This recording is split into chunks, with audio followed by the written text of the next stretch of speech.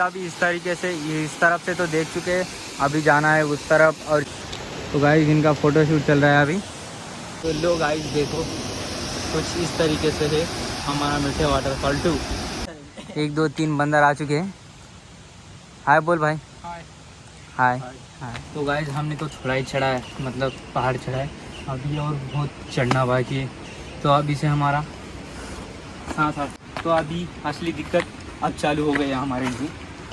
तो भाई साहब तो है गाइस, अभी तक आपने जो वीडियो देखा है आज शाम 6 बजे पोस्ट करने वाला हूँ, तो तब तक के लिए सब्सक्राइब करो और मिलते हैं 6 बजे वीडियो पोस्ट करने के बाद।